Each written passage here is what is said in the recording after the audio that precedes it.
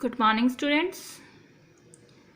Today I am going to start a new chapter, that is the biotechnology and principle and its process. Students, first, what do you mean by biotechnology? Biotechnology is a technique of using live organism or enzyme from organism to produce product and process useful to human. कह रहे हैं जितने भी आप number of products आप देख रहे हो जो इंडस्ट्रियल में बन रहे हैं वो सारे किसी ना किसी टेक्निक से बन रहे हैं और वो टेक्निकल फॉर्म बायोटेक्निकल है. कब? तब उसमें लिविंग ऑर्गेनिज्म भी इन्वॉल्व हो.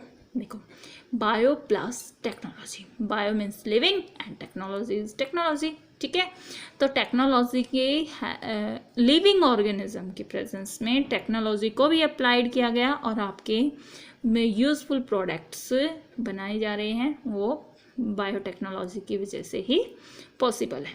Many process like in vitro fertilisation.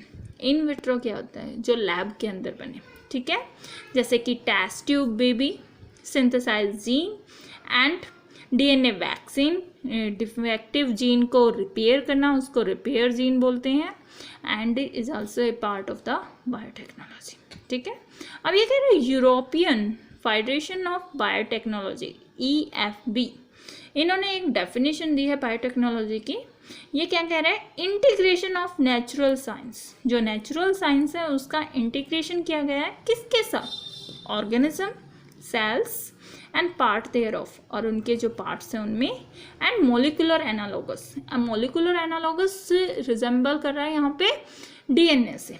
ठीक है, एंड DNA में कटिंग करके वहाँ पे कुछ नया इंसर्ट करना, ये सब बायोटेक्नोलॉजी में इन्वॉल्व हो रहा है और फिर आपसे नए नए प्रोडक्ट आप के लिए बन रहे हैं. अब ये कह रहे हैं principle of biotechnology. Modern biotechnology के मेनली 2 प्रिंसिपल हैं. First, genetic engineering.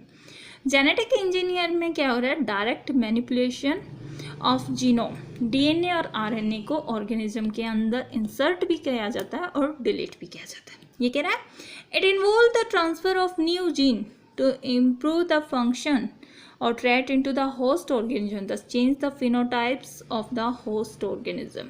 कह रहे हैं जहाँ पे भी आप इन्वॉल्विंग कर रहे हो DNA की या RNA की, वो क्या करेगा? वो कुछ ना कुछ न्यू वहाँ पे चेंज लाएगा और उनको अंदर किस में चेंज होंगे? फिनोटाइपिक फॉर्म में चेंज होंगे. आप अगर DNA में अगर चेंज करोगे तो फिनोटाइपिक मीन्स फिजिकल अपीयरेंस में वहाँ पे चेंज होंगे. होस्ट ऑर्गेनिज्म जहाँ पे आपने इस प्रोसेस को जिस ऑर्गेनिज्म में किया है. अब कह रहे हैं मेंटेनेंस. स्टीराइल कंडीशन को मेंटेनेंस करने का काम कर रहा है ये. आप सिर्फ वही ग्रो करोगे जो आप डिज़ायर करते हो. अनडिज़ायरेबल पार्ट की आप ग्रोथ नहीं करवाओगे और इससे आपके जो प्रोडक्ट बनेंगे वो एंटीबायोटिक, वैक्सीन और एंजाइम की फॉर्मेशन होगी. अब ये कह रहे हैं ट्रेडिशनल हाइब्रिडाइजेशन में क्या होता है? हाइब्रिडाइजेशन समझ लो. पहले तो हाइब्रिडाइजेशन होता है 2 डिफरेंट आपकी स्पीसीज है और उनसे एक कोई न्यू वैरायटी आप प्रोड्यूस कर रहे हो तो वो हाइब्रिड फॉर्म में 2 अलग अलग स्पीसीज की क्रॉसिंग कराकर एक न्यू वैरायटी लाना, वो हाइब्रिड फॉर्म होती है. ठीक है, आपने जैसे मार्केट में देखा होगा कि काफ़ी तरह की कैरेट्स आपको मिल रही हैं, तो वो कैरेट्स क्या है? कॉम्बिनेशन है. हाइब्रिड कैरेट के नाम से आ रही हैं वो वो हाइब्रिड टेक्नोलॉजी है. ठीक है, 2 अलग अलग टाइप्स की, एक वाइल्ड ले ली, एक नेचुरल रेड कैरेट ले ली. उन दोनों को अगर क्रॉस कराया तो आपको येलो कलर की कैरेट मिल रही है.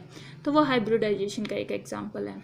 ये प्लांट्स में भी यूज़ कर रहे हैं, एनिमल्स में भी यूज़ कर रहे हैं ब्रीडिंग में, और इनसे न्यू डिज़ायर्ड ट्रेट्स आपको मिल रहे हैं. ठीक है, अब ये सारा कैसे पॉसिबल है? ये रिकम्बिनेंट DNA टेक्नोलॉजी से पॉसिबल है.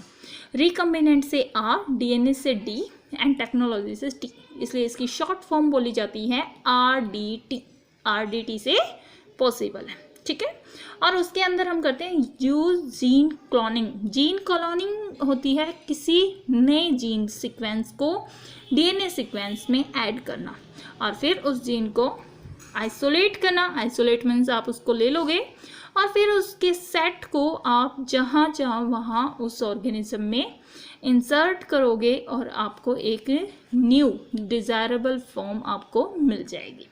अब ये कह रहे हैं in a chromosome there is a specific DNA sequence जो होता है, जैसे डीएनए रेप्लिकेशन, जब आपने सेंट्रल डोग्मा पढ़ा था तो वहाँ पे डीएनए रेप्लिकेशन पढ़ा था। डीएनए रेप्लिकेशन में एक पॉइंट होता है जहाँ से डीएनए रेप्लिकेशन स्टार्ट होता है, उस पॉइंट को हम बोलते हैं origin of replication, that is the ori, जो इनिशिएशन पॉइंट होता है।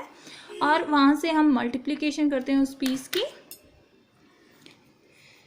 मल्टीप्लिकेशन करने के बाद हम उसमें क्या करते हैं, उस जीन की कॉपी कर लेंगे और फिर वहाँ पर उस आइडेंटिकल कॉपिंग से हम नंबर ऑफ ये अपनी टेक्नोलॉजी में हम उसको यूज़ करते जाते हैं, तो उस फॉर्म को हम क्लोनिंग बोलते हैं। उसकी मल्टीप्लिकेशन करना क्लोनिंग कहलाता है। अब ये कह रहा है construction of first recombinant DNA emerged from the possibility of linking a gene encoding antibiotic resistance। ये कह रहा है जैसे एंटीबायोटिक रेजिस्टेंस, एंटीबायोटिक क्या होता है कि जैसे कोई मीडिया है और वहाँ पे आपको वो बैक्टीरिया ग्रो करना है, सिर्फ आपको बैक्टीरिया ग्रो करना है, तो आप वहाँ पे बायोटिक्स वहाँ पे आप वैसा यूज़ करोगे, सिर्फ वो वाला बैक्टीरिया वहाँ पे सर्वाइव करेगा, बाकी बैक्टीरिया वहाँ पर किल हो जाएंगी, ठीक है। With a native plasmid, plasmid वो डीएनए सीक्वेंस है जो आप यूज़ करोगे। इन्होंने सैल्मोनेला टाइफीम्यूरियम एक बैक्टीरिया पे ये सबसे पहले अप्लाई किया गया था। फिर उसके बाद Stanley Cohen and Herbert Boyer ने इन 1972 में antibiotic resistance gene by cutting out a piece of DNA. सबसे पहले उन्होंने एक कट किया फ्रॉम ए प्लाज्मिड्स, कोई भी एक सीक्वेंस ले लिया, डीएनए सीक्वेंस, वहाँ से डीएनए को कट किया और फिर यहाँ सैल्मोनेला टाइफीम्यूरियम में इंसर्ट कर दिया। The cutting of DNA at specific location become possibility without the discovery of so called molecular scissor. तो ये जो कटिंग है, ये कटिंग किससे कर रहे हो आप, इसके लिए भी तो मॉलिक्यूलर एनालॉगस की अगर आप बात कर रहे हो तो मॉलिक्यूलर सीजर भी चाहिए। And molecular scissor is nothing that is the enzyme. ये सिर्फ एंजाइम है और इन एंजाइम का नाम क्या दे दिया इन्होंने, रिस्ट्रक्शन एंजाइम, और इसकी शॉर्ट फॉर्म होती है RE। RE की हेल्प से आप डीएनए सीक्वेंस को कट कर दोगे। और ये कह रहा है the cut piece of DNA was then linked with the plasmid DNA and this plasmid DNA act as the vector to transfer the piece of DNA attach to it. कह रहा है ये कट किया है, ये डिजायरेबल डीएनए में cut piece का नाम क्या लोगे, वेक्टर, और इसको इस डीएनए जो डिजायरेबल डीएनए पीस है उसको दूसरे किसी होस्ट ऑर्गेनिज्म में आप उसको इंसर्ट करोगे with A enzyme, DNA ligase का नाम, जिससे वो जोड़ोगे भी, अगर आप कट करोगे तो जोड़ने का भी काम करोगे। And the linking of antibiotic resistant gene with the plasmid vector become possible with the enzyme ligase. Ligase की हेल्प से डीएनए के फ्रेगमेंट को जोड़ा जाता है, which act on the cut DNA molecules and join their end. This makes a new combination of autonomously replicate DNA created in vitro. ये in vitro में lab के अंदर ही पॉसिबल है और इस कॉम्बिनेशन को रिकम्बिनेंट डीएनए बोला जाता है। Clear students? Recombinant DNA technology RDT को जेनेटिक इंजीनियर भी कहा जाता है और ये न्यू कॉम्बिनेशन जेनेटिक मटेरियल या आर्टिफिशियली लेबोरेटरी में रेडी किए जाते हैं, जिसको रिकम्बिनेंट डीएनए टेक्नोलॉजी RDT कहा जाता है। ये RNA को कट करने के बाद किसी होस्ट सेल में इंट्रोड्यूस करना और फिर उसको प्रोपेगेट मतलब उसका ग्रोथ को बढ़ाना, फिर उसकी मल्टीप्लिकेशन करवाना। इसके लिए 3 स्टेप इन्वॉल्व होते हैं। ये recombinant step of recombinant DNA technology, first आप आइडेंटिफिकेशन करोगे डीएनए का, फिर डिजायरेबल जीन को, ठीक है, फिर introduction of identification DNA into the host. पहले आपने डीएनए लिया, उस स्मॉल फ्रेगमेंट को आप क्या करोगे, होस्ट के अंदर इंट्रोड्यूस कराओगे, इंसर्ट कराओगे। फिर लास्ट में maintenance of introduce DNA in host and transfers of DNA to its progeny, फिर उसकी नंबर ऑफ कॉपी आप प्रोवाइड करोगे। क्लियर? देखो स्टूडेंट्स, जैसे सबसे पहले हमने एक फॉरेन डीएनए लिया, एक ये स्टेप है डीएनए का, ये फॉरेन डीएनए, इसको इस तरह से कट कर लिया हमने रिस्ट्रिक्शन एंजाइम से, और ये एक हमारा वेक्टर डीएनए जहाँ पे हमने इसको इंसर्ट कराना है, ठीक है। दोनों को हमने RE से रिस्ट्रिक्शन एंजाइम की हेल्प से कट कर लिया, ये वाले पीस, और ये प्लाज्मिड को भी हमने कट कर दिया।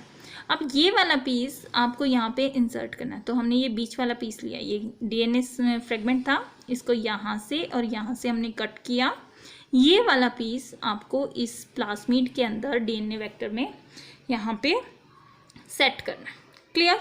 अब ये वाला पीस ये यहाँ बीच में यहाँ पे सेट हो गया। ये कैसे सेट हुआ? लाइगेज एंजाइम की हेल्प से, जो फॉरेन DNA और प्लाज्मिड को आपस में जोड़ने का काम कर रहा है, क्लियर। फिर इसका ट्रांसफॉर्मेशन किया, ये DNA हमने किसी बैक्टीरिया के अंदर, ई कोलाई बैक्टीरिया के अंदर क्या कर दिया, हमने इसको यहाँ पे डाल दिया, और फिर हमने इसका प्रोपेगेशन मतलब इसकी डिवाइडिंग ग्रोथ करानी स्टार्ट की, और फिर इनका डिवाइडिंग फॉर्म स्टार्ट हुआ, और यहाँ से हमें नंबर ऑफ मल्टीपल फॉर्म इसी DNA की हमें मिलती रही, क्लियर। फिर हमने इसको DNA टेक्नोलॉजी में यूज़ कर दिया, क्लियर स्टूडेंट्स। ये एक इंट्रोडक्शन था, आगे हम नेक्स्ट क्लास में करेंगे। Thank you and have a nice day.